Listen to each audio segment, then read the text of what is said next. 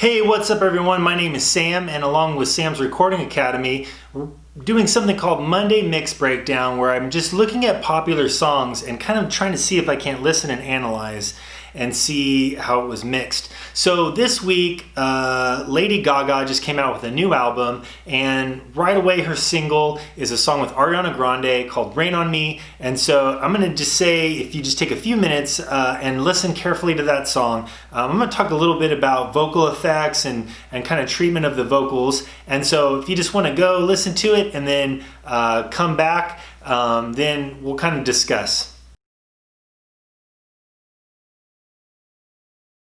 Okay, so great song, just another great pop tune. I'm sure a famous mixer probably mixed this, and something that I'm just constantly looking at as I'm also trying to always get better at my craft in mixing is to really dig in and analyze what's happening in songs. Popular songs these days are being mixed. So as I was listening to it on my monitors in here and really analyzing, it just really struck me again the use of delay.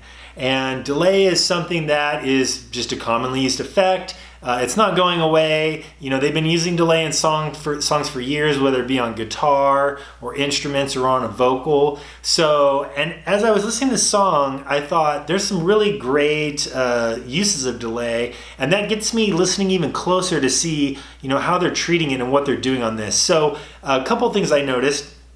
One was a definite quarter note delay, or it might even be further out than that. And this is a delay where it's a short phrase, maybe like rain on me, and then on the beat, a second later, you hear rain on me again, kind of trailing off. And sometimes they're working very fine-tune on the delay to be able to create it so that they can control the repeats, like how long those delays are going off. And I would say if you're doing something characteristically like that to where you have a vocal, you might also automate the delay. That's something I'm teaching in Sam's Recording Academy, is on some of these tricks, how to control them a little bit better, because you don't want to just put a delay on the whole vocal and have it constantly, you know, quarter note or, you know, half note delaying what the person is saying, unless that's kind of effect you want to go for.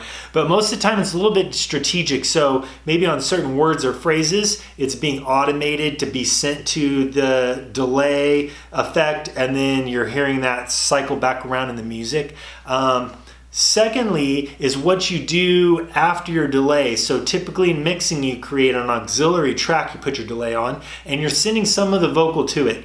So what I'm always interested or listening for is, do I feel like anything's happening to the actual delay sounds as they're going off? And I do feel like even like this track, when I hear like rain on me and then I hear it delaying a couple times, if you listen very closely, there's some kind of modulation effect happening to the delays, and also maybe some kind of filter. I definitely don't hear it as crystal clear and the same as the original. So there's a source, and then the delaying off might have some kind of filter put after on that auxiliary track on the delay. And then also something I do in mixing, and I also teach, is to add some reverb to the delay, because a delay can be pure and just be dry. So if I say hey, it's going to go hey, hey, hey, and it's going to sound exactly the same as what's initially coming out. But when you think about even the concept of delays, typically as you're throwing a guitar or a voice or something out there,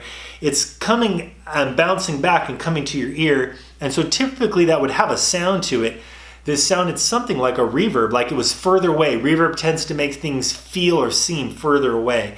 So many times I put my delay, and then after it I might put a modular effect, or I might EQ it to take off a lot of the highs and lows. It's almost like a telephone effect, and then I dial in some reverb to that. So as something's going off in the distance, it's kind of gluing into the track instead of standing out more. And I think there's a lot of, in this song in particular, a lot of delays happening of voice that has effects to it. And typically, when the person's singing on key and there's all these cool things, it becomes kind of musical, like a call and response thing that's bouncing off and kind of coming back to your ear. So it's a pop trick. It's, you know, you want to learn your delays and like how to manipulate them and make them work for you. I hope this helped. Until the next Monday Mix Breakdown, Sam from Sam's Recording Academy. Have a good one.